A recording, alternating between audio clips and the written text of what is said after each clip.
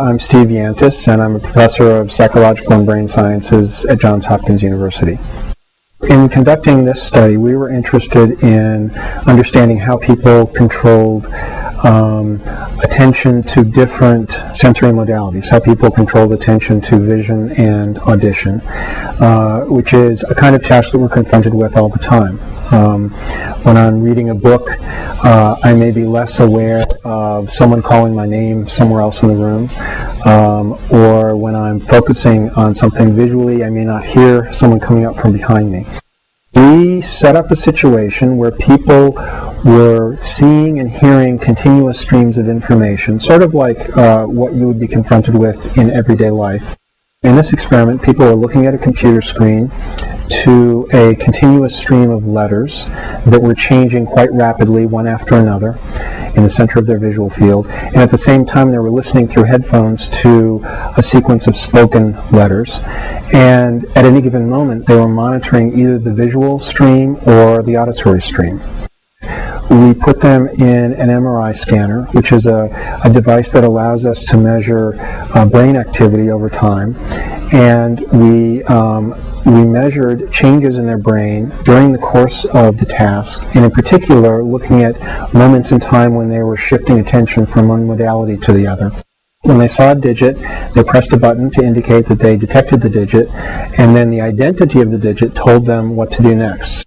So when we looked at the results of the brain scans, we found two kinds of patterns.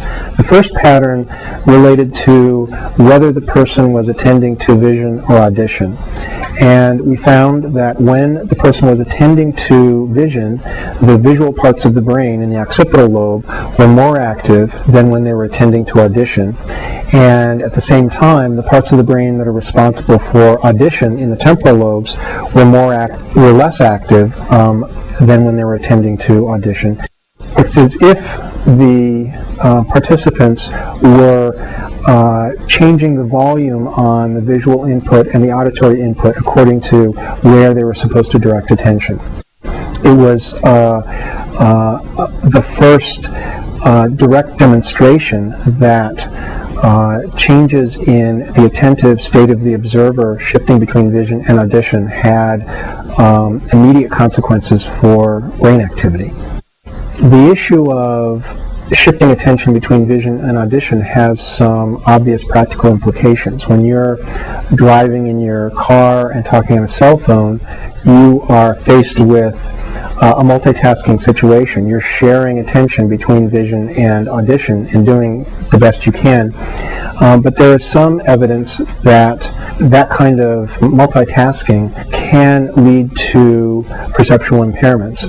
There's a research group at the University of Utah that has studied people in a driving simulator while they are talking on a cell phone, and they found that their reaction time to respond to, say, the appearance of a brake light in the vehicle in front of them is significantly lengthened if they're engaged in a cell phone conversation as compared to just passively listening to the radio.